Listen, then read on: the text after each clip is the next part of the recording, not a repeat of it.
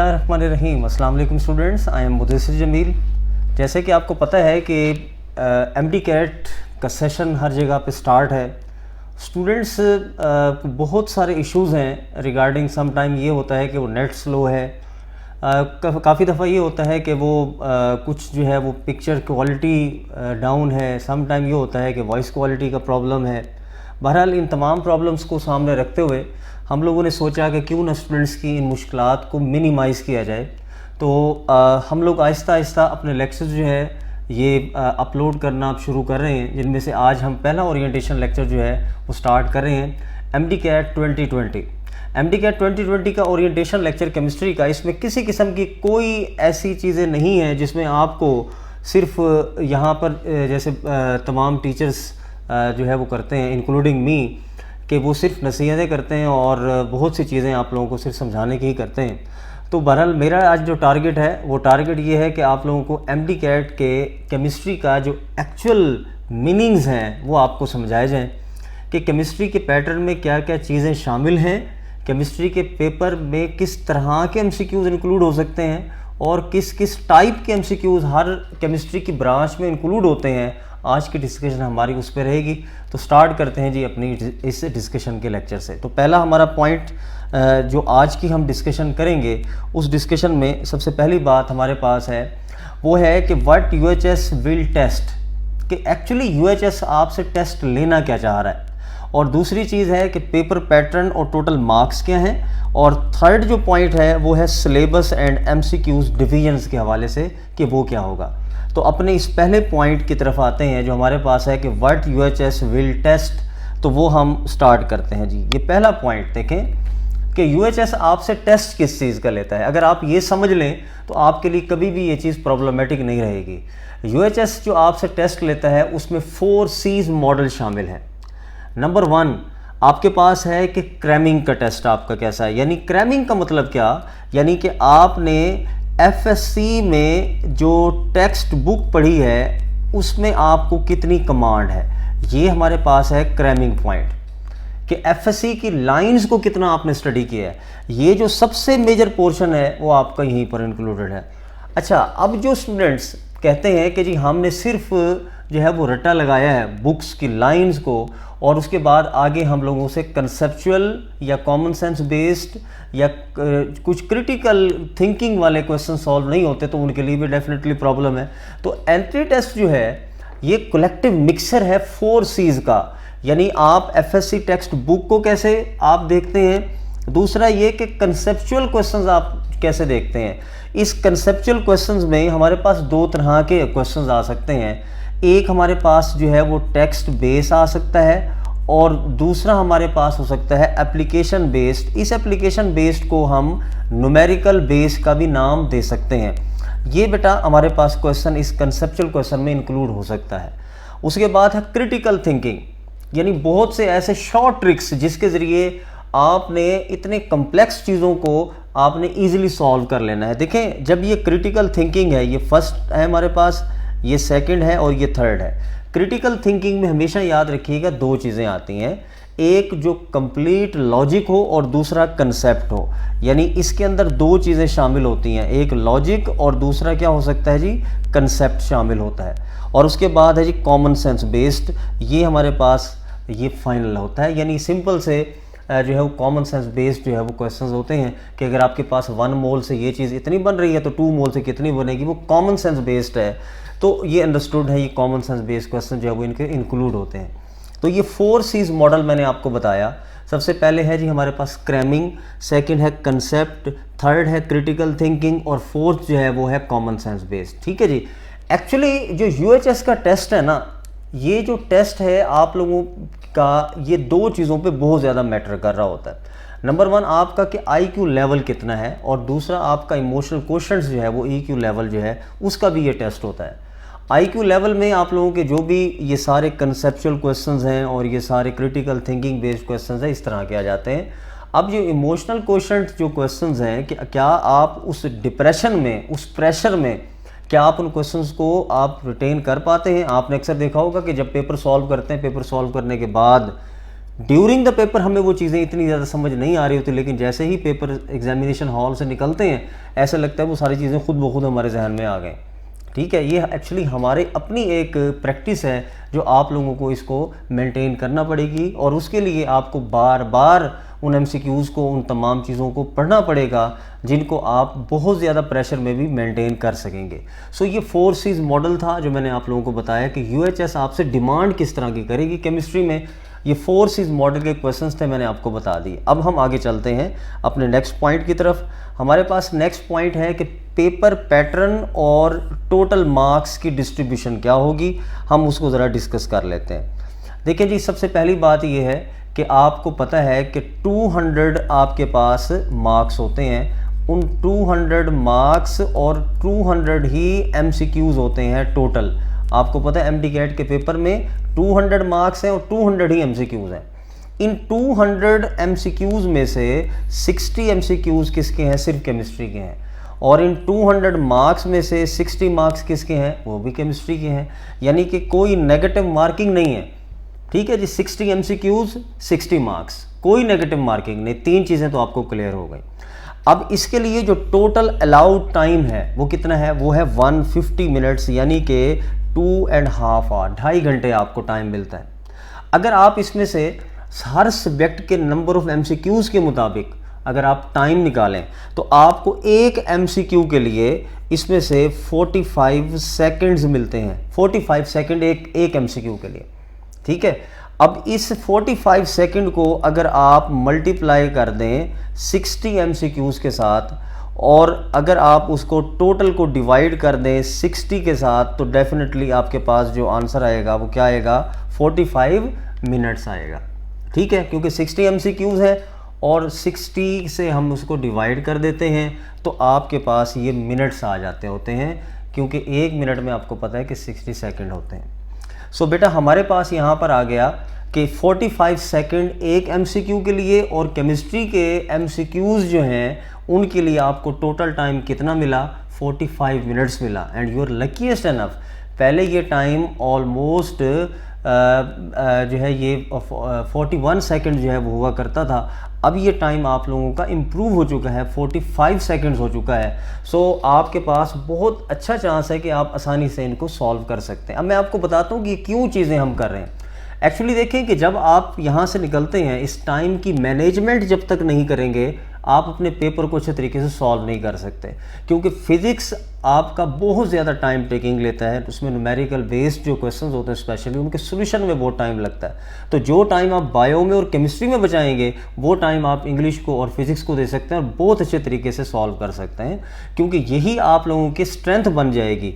और जो बच्चा इनमें बहुत अच्छा परफॉर्म कर जाएगा डेफिनेटली वो आगे फिज़िक्स में और इंग्लिश में भी बहुत अच्छा परफॉर्म करेगा, क्योंकि जितना टाइम आपके पास एक्स्ट्रा बचा होगा उतने ही टाइम में आप बेहतर अंडरस्टैंडिंग डेवलप करते हुए अपने क्वेश्चंस को बेहतर अटैम्प्ट कर सकते हैं। सो अब आपको ये बात क्लियर हो गई कि 60 MCQ 60 marks, no negative marking, total marks 1, total time 150 minute, 2.5 घंटे, और एक एमसीक्यू के लिए 45 सेकेंड, और केमिस्ट्री के टोटल एमसीक्यूज़ को सॉल्व करने के लिए यू जस्ट हैव 45 मिनट्स।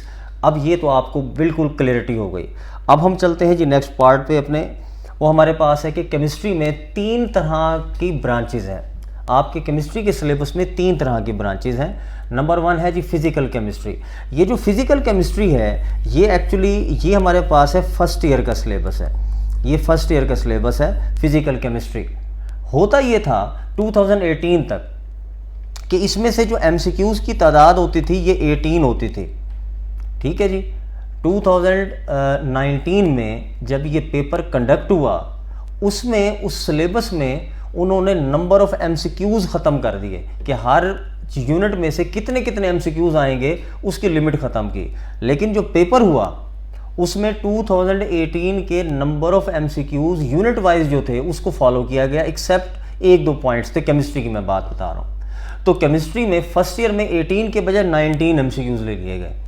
ठीक है जी, अब 19 एमसीक्यूज़ फर्स्ट ईयर से, और ये जो 10 एमसीक्यूज़ हैं और 31 एमसीक्यूज़ हैं ये सेकंड ईयर के हैं। ये सेकंड ईयर, आपको पता है कि सेकंड ईयर में 2 ब्रांचेस हैं। एक ब्रांच आपके पास है इनऑर्गेनिक और एक है ऑर्गेनिक। तो ये दो ब्रांचेस में से ये आपके पास 41 MCQs जो है ये बनते हैं, ये इसमें से 41 MCQs आ जाएंगे। तो अब आपको पता लगा कि फर्स्ट ईयर की प्रायोरिटी कितनी है, उसमें से सिर्फ आपके पास जो है वो 19 MCQs हैं और जो सेकेंड ईयर के हैं हमारे पास वो 41 MCQs हैं। तो देखिए मामला तो बड़े क्लियर हैं। सेकेंड ईयर तो आपने बड़ी रिसेंट पढ़ी हुई है, इसका मतलब आपको सिर्फ एफर्ट्स कहाँ करनी है, फर्स्ट ईयर पे करनी। अगर आप फर्स्ट ईयर के काम को बहुत अच्छे तरीके से ग्रिप कर लें, सेकेंड ईयर आप लोगों ने पढ़ा हुआ है उसको थोड़ा सा रिव्यू करना पड़ेगा। तो बहुत से ऐसे स्टूडेंट्स जो इसको अगर एंट्री टेस्ट को बहुत अच्छे तरीके से अटैम्प्ट कर जाते हैं, आई एम डैम श्योर कि वो बहुत अच्छे तरीके से अपने मार्क्स को भी अचीव कर सकते हैं। सो बेटा अब आपको पता लग गया कि 3 ब्रांचेज, फिजिकल केमिस्ट्री, एक इनऑर्गेनिक और एक ऑर्गेनिक। फिजिकल केमिस्ट्री में 19 MCQs इंक्लूड होंगे, इनऑर्गेनिक में 10 और ऑर्गेनिक में सबसे ज़्यादा 31 MCQs इंक्लूड होने। तो चलते हैं फिजिकल केमिस्ट्री की तरफ। फिजिकल केमिस्ट्री में 3 तरह के MCQs डिस्कस किए जाते हैं, यानी फर्स्ट ईयर की केमिस्ट्री में। नंबर 1 क्रिटिकल थिंकिंग, दूसरा क्रैमिंग बेस्ड और तीसरा एप्लीकेशन बेस्ड। 1 बाय 1 मैं इनको डिस्कस करता जाऊंगा।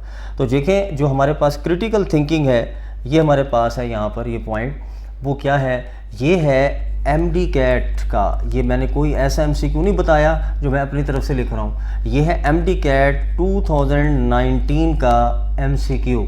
और वो MCQ क्या है कि which of the following molecule has sp3 hybridization. अब आप देखें जब उसने कह दिया sp3 हाइब्रिडाइजेशन तो वो बहुत से मॉलिक्यूल्स में अप्लाई करना उसने। हमने अपनी प्रिपरेशन पूरी रखनी है कि sp3 जब हाइब्रिडाइजेशन पूछेगा तो हम ये कहते हैं कि जी it is a combination of lone pair plus bond pair. इसको नाम देते हैं स्टीरिक नंबर का जी, lone pair plus bond pair, this is called the steric number. अगर स्टीरिक नंबर 4 होगा तो sp3, अगर स्टीरिक नंबर 3 होगा तो sp2 और स्टीरिक नंबर 2 होगा तो sp हाइब्रिडाइजेशन होती है। ये हमारे पास ये रूल है, ये क्रिटिकल आप लोगों ने थिंकिंग की बेस पे याद रखना है ये ट्रिक।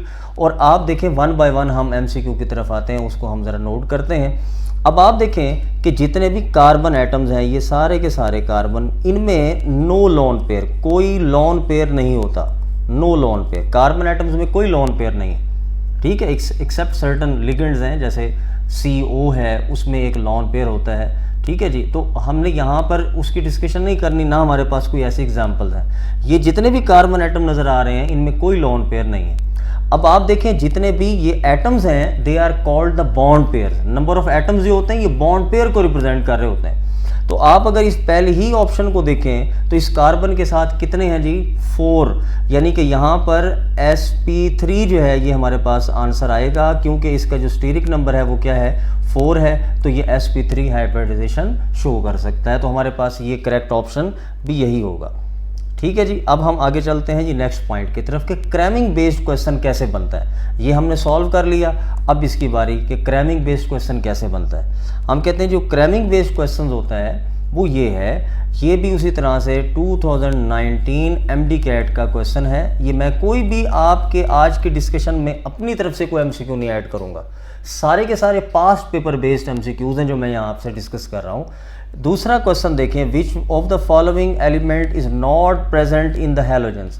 हैलोजेंस में बताएं कौन सा एलिमेंट नहीं है। हमारे पास है फ्लोरीन, क्लोरीन, ब्रोमीन, आयोडीन। अब आप देखें chapter number 4 first year chemistry और उसका टॉपिक आपके पास गिवन है London dispersion forces, instantaneous dipole, induced dipole forces में आपने देखा होगा वहाँ हैलोजेंस का टेबल बना हुआ है और उसमें दिए हुए halogens fluorine, chlorine, bromine, iodine होते हैं। अब जिसको ये रटा लगा हुआ है, बुक की लाइंस याद हैं, वो टेबल याद है, तो डेफिनेटली उसको पता है कि इनमें कहीं पर भी आयरन जो है वो गिवन नहीं है। तो इसका मतलब ये हमारे पास जो करेक्ट ऑप्शन होगा वो क्या होगा, आयरन। Fe क्या चीज़ होती है, दिस इज़ आयरन, ठीक है जी, ये आयरन हम इसको कहते हैं। तो ये क्लोरीन भी है, आयोडीन भी है, फ्लोरीन भी, ये हैलोजेंस में है।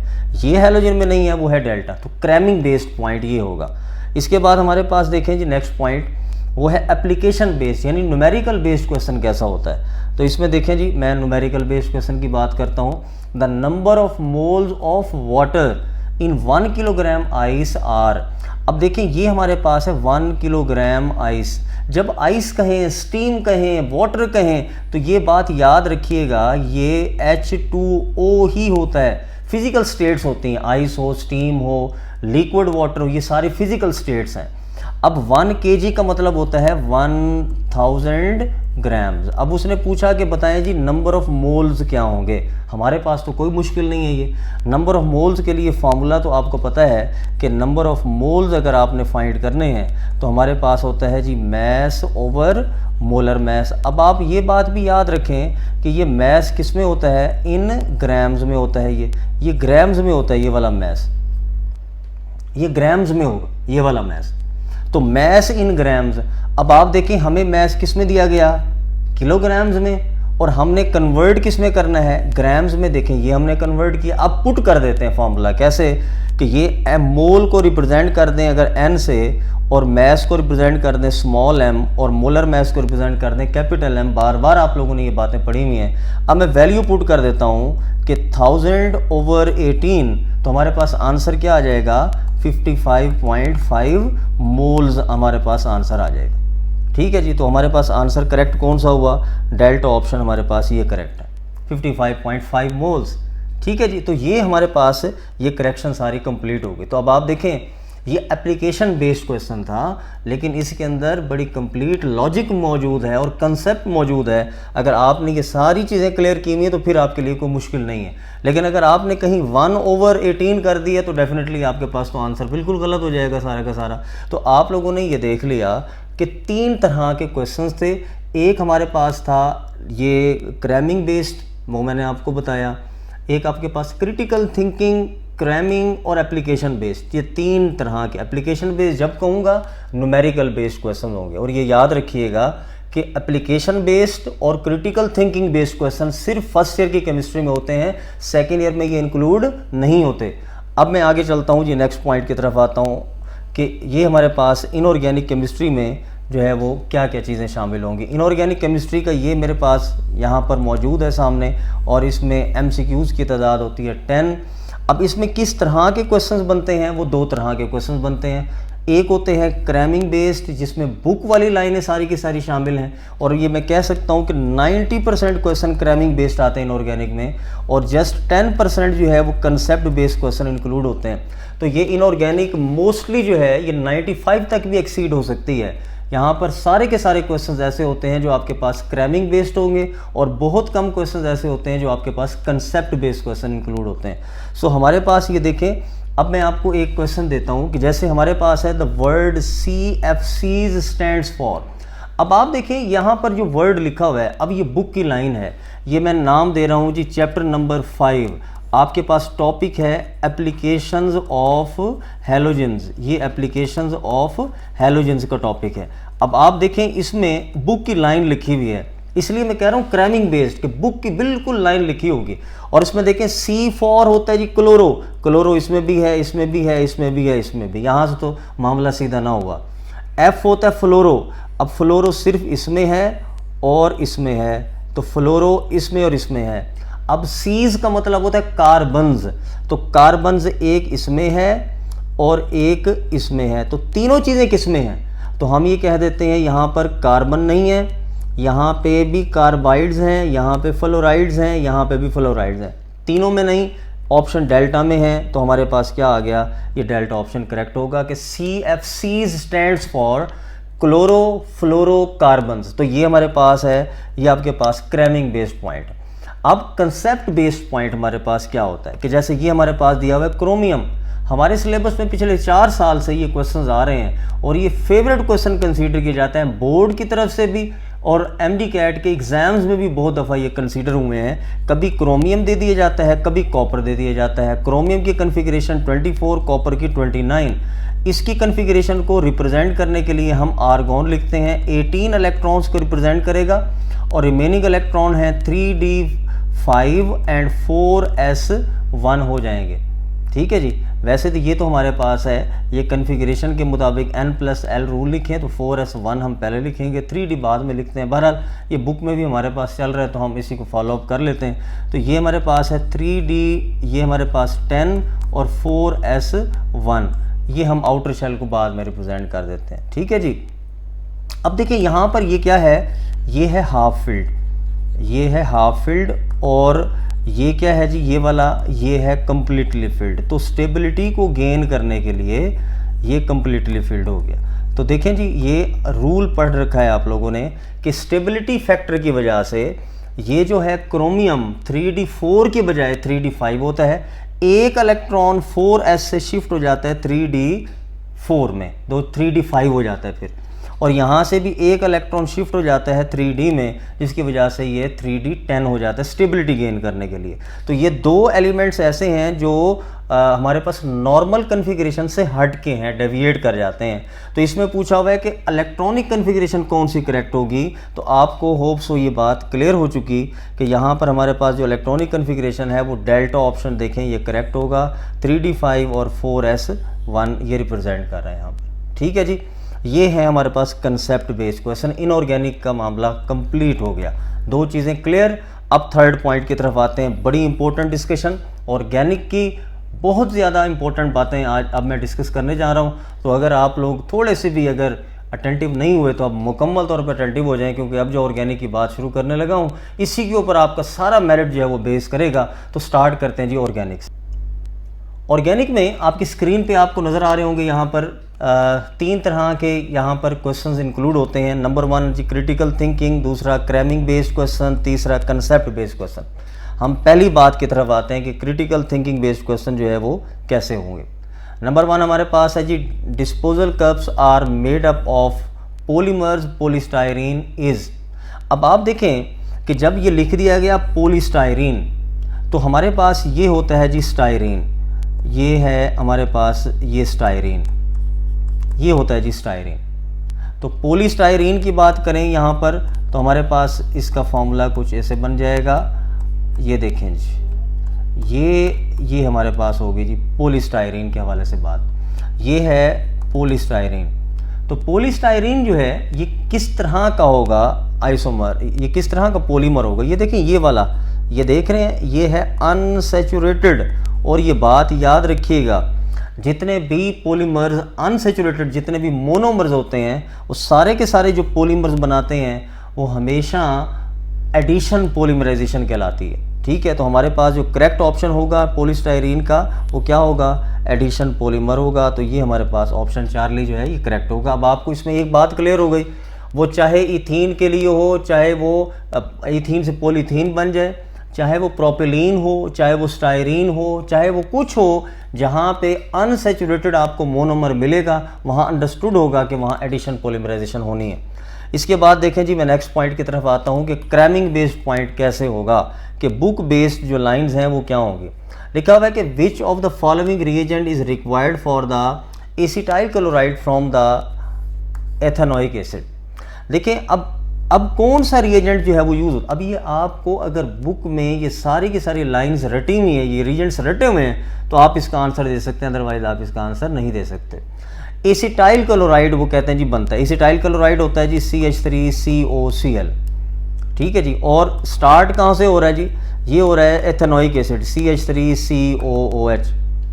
अब आप इसको किससे रिएक्ट करवाएं, हम कहते हैं जी देखें PCl5 से, क्योंकि अगर आप लोगों ने वो याद की हुई इक्वेशंस, क्योंकि बुक की इक्वेशंस है सारी की सारी, वो याद होंगी तो आप इसको अटेम्प्ट कर सकते हैं। तो ये हमारे पास हो जाएगा यहाँ पर CH3, यहाँ पर COCl और plus HCl plus POCl3 length, ये हमारे पास इक्वेशन बन जाती है। आंसर करेक्ट होगा वो होगा PCl5, जिसकी मैं आपको डिस्कशन आपको बता चुका हूँ।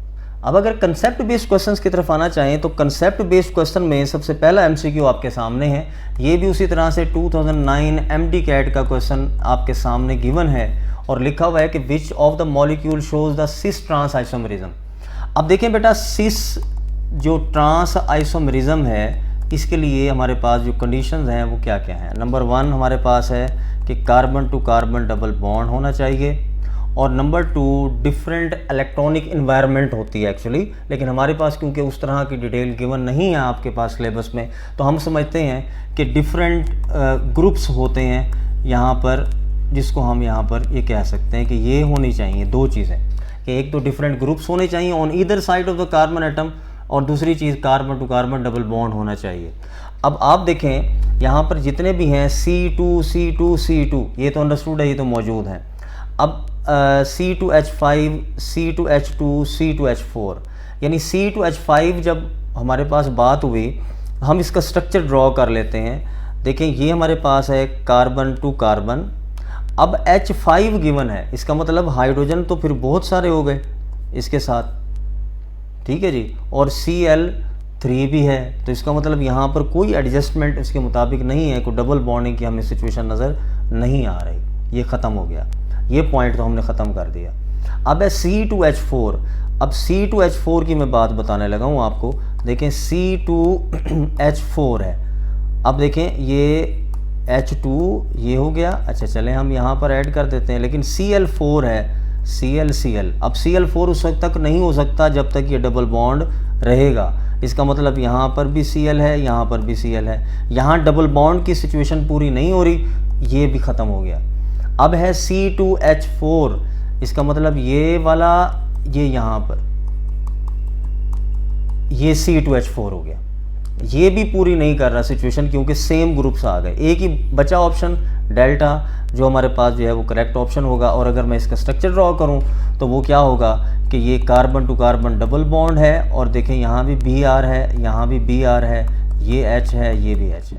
इस तरह के हमारे पास कंसेप्चुअल क्वेश्चन जो है ये सॉल्व हो जाते हैं। हम इसके बाद अगली बात पे आते हैं कि which of the following reaction, which type of reaction takes place when a carbonyl compound is treated with a mixture of NaCN and acid. अब देखें बात कह दी कार्बोनाइल कंपाउंड की, तो कार्बोनाइल कंपाउंड होता है C double bond O। C double bond O जहाँ पर भी होगा वहाँ पर क्या होता है, न्यूक्लियोफिलिक। कौन से रिएक्शंस होते हैं जी, न्यूक्लियोफिलिक एडिशन रिएक्शंस होते हैं। और ये याद रखिएगा, जहाँ carbon to carbon double bond, दो ही तो चीज़ें हमारे पास सिलेबस में, जहाँ कार्बन टू कार्बन होंगे वहाँ पे इलेक्ट्रोफिलिक होते हैं, और जहाँ पे carbon to double bond carbon होता है वहाँ पे न्यूक्लियोफिलिक एडिशन रिएक्शंस होते हैं। ठीक है जी, तो ये इलेक्ट्रोफिलिक एडिशन हो गई, ये न्यूक्लियोफिलिक एडिशन हो गए हैं। ये वैसे एडिशन रिएक्शंस ही, लेकिन न्यूक्लियोफाइल इलेक्ट्रोफाइल के बेस पे डिफरेंस है। तो ये हमारे पास ऑप्शन कौन सा करेक्ट हुआ जी, ऑप्शन डेल्टा चार्ली जो है ये हमारे पास करेक्ट हो गया। न्यूक्लियोफिलिक एडिशन रिएक्शन यही वाला ऑप्शन ये हमारा करेक्ट होगा। ये कंसेप्ट बेस्ड क्वेश्चन हमारे पास गिवन है। अब हमारे पास चलते हैं जी सिलेबस पे और इनके MCQs पे। जो पैटर्न था 2009 का, उसके मुताबिक जो MCQs बने थे वो मैं आपको बता रहा हूँ कि ये हमारे पास फर्स्ट ईयर का सिलेबस है। फर्स्ट ईयर के सिलेबस में हमारे पास 8 यूनिट्स इंक्लूड हैं फिजिकल केमिस्ट्री में। इसमें जो आपके पास ये जो बेसिक फंडामेंटल कंसेप्ट का यूनिट है, इसके अंदर हमारे पास जो सोल्यूशन वाला यूनिट था फर्स्ट ईयर का, वो कुछ टॉपिक उसके इंक्लूडेड हैं, लाइक मोलैरिटी, परसेंटेज कंपोजिशन के हवाले से, कंसंट्रेशन कुछ यूनिट्स हैं, मोलैरिटी मोल फ्रैक्शन के हवाले से, ये चीज़ें शामिल हैं थोड़ी सी बिल्कुल। तो फर्स्ट ईयर का ये हवाला सिलेबस हमारे पास। चैप्टर नंबर 2 जो आपके फर्स्ट ईयर की बुक में बिल्कुल नहीं है। चैप्टर नंबर 3 और 4 को कंबाइन करके स्टेट्स ऑफ मैटर बना दिया गया। एटॉमिक स्ट्रक्चर में सिर्फ इलेक्ट्रॉन, प्रोटॉन, न्यूट्रॉन के हवाले से डिस्कशन है और कुछ नहीं है। सिर्फ इलेक्ट्रॉनिक कन्फिग्रेशन और कुछ फाइनल रूल्स जो लास्ट आप टॉपिक में पढ़ते हैं क्वांटम नंबर के बाद। उसके बाद केमिकल बॉन्डिंग है, ये ऑलमोस्ट कंप्लीट है। इसके अंदर कुछ टॉपिक्स हैं MOT वगैरह, वो इंक्लूड नहीं है। केमिकल एनर्जेटिक्स है, ये ऑलमोस्ट कंप्लीट इंक्लूडेड है आपके सिलेबस में। इलेक्ट्रो है, केमिकल इक्विलिब्रियम, रिएक्शन काइनेटिक्स में ऑलमोस्ट सारे चैप्टर इंक्लूडेड हैं। इलेक्ट्रोकेमिस्ट्री का लास्ट पोर्शन है जो हमारे पास सेल्स वगैरह का, वो इंक्लूड इतना ज़्यादा नहीं है। तो बहरहाल जी ये मैक्सिमम बाकी जो डिटेल सिलेबस है वो आप लोग यकीनन उसमें डाउनलोड कर सकते हैं। उसमें उसकी डिस्कशन में हम नहीं जाते। हम बात करते हैं इनऑर्गेनिक केमिस्ट्री में period, group, transition element, compound of nitrogen and sulphur, यानी कि ये आपके चैप्टर नंबर 1 और 2 से एलिमेंट छोटे छोटे से टॉपिक्स हैं। एक ही दिन में अगर आप बैठ के देखें तो वो कवर हो जाते हैं। ट्रांजिशन एलिमेंट्स में भी पूरा चैप्टर इंक्लूड नहीं है, थोड़ा सा इंट्रोडक्टरी पार्ट है। और इस तरह से चैप्टर नंबर 4 और 5 का नाइट्रोजन और सल्फ़र के हवाले से हैं। कुछ चैप्टर नंबर 16 से रेलिवेंट कोई एक आधा पॉइंट यहाँ पे इंक्लूड है। बहरहाल ओवरऑल बड़ा सिंपल सा, छोटा सा, आप एक ही दिन में प्रिपेयर कर सकते हैं। इतना सिंपल सा सिलेबस इनऑर्गेनिक केमिस्ट्री का है। लेकिन स्टूडेंट्स को प्रॉब्लम्स थोड़ी सी इसलिए हो जाती हैं क्योंकि जब वो पेयरिंग अटैम्प्ट कर रहे होते हैं तो उसमें इनऑर्गेनिक को वो आप लीस्ट प्रायोरिटी पे रख रहे होते हैं, इसलिए ये कभी कभी स्टूडेंट्स को ये प्रॉब्लम हो जाती है। अदरवाइज़ ये प्रॉब्लमेटिक नहीं रहता पोर्शन। ऑर्गेनिक केमिस्ट्री में फंडामेंटल प्रिंसिपल 4 MCQs हैं, हाइड्रोकार्बन 4 हैं, अल्काइल हैलाइड 4 हैं, अल्कोहल फिनोल 4 हैं, एल्डिहाइड कीटोन 4 हैं, कार्बोक्सिलिक एसिड 4 हैं, 2 MCQs from amino acid, macromolecule 3 और एनवायरमेंटल केमिस्ट्री में 2 MCQs हैं। तो इस तरह से हमारे पास टोटल MCQs की जो तादाद है वो 60 MCQs या बनते हैं। तो इसलिए आपके पास बहुत ज़बरदस्त चांस ये है कि आप अगर ऑर्गेनिक केमिस्ट्री को अटैम्प्ट करते हैं तो इसमें से बहुत ही ज़बरदस्त पोर्शन आप अटैम्प्ट कर सकते हैं। सारे चैप्टर बहुत आसान है, इंट्रोडक्शन आप लोग इसके पढ़ चुके हैं, वही चीज़ें हैं बार बार सिंपल फॉर्म में रिपीट होती हैं, बहुत कम्प्लेक्स क्वेश्चन नहीं बनता इसमें से। और इसके बाद हम आगे चलते हैं जी। हमारे पास कुछ प्रायोरिटी ऑर्डर एक डेवलप किया हुआ है, ये आप देखेंगे डिटेल में, ये आपके पास गिवन होगा, आप वो डाउनलोड भी कर सकते हैं। ये प्रायोरिटी ऑर्डर एक डेवलप किया हुआ है मैंने कि आपने जब भी अपनी प्रिपरेशन करनी है, जो 4 MCQs वाले हैं उनकी प्रायोरिटी पहले होगी, फिर जिनमें से 3 MCQs बनते हैं उनकी प्रायोरिटी होगी, फिर फाइनली जो जिनमें से 2 MCQs बनते हैं उनकी प्रायोरिटी होगी। लेकिन उसकी मैंने अरेंजमेंट लिख दी है कि अगर 4 MCQs भी बनते हैं तो उनकी प्रायोरिटी लेवल कैसे कैसे होगा, इसको आप लोग यकीनन खुद जब रीड आउट करेंगे तो आप लोगों को बहुत ज़्यादा बेहतर तरीके से अंडरस्टैंडिंग डेवलप होगी। होप्स हो कि आज आप लोगों को केमिस्ट्री के इस ओरिएंटेशन में आपको एटलीस्ट केमिस्ट्री के हवाले से जो मैंने डिस्कशंस करवाई हैं वो साथ साथ काफ़ी हद तक क्लेरिफाई हो गई होंगी। आपको एक ट्रैक नज़र आ जाएगा कि आप लोगों ने चलना कैसे है। तो नेक्स्ट वीडियो तक अल्लाह हाफिज़।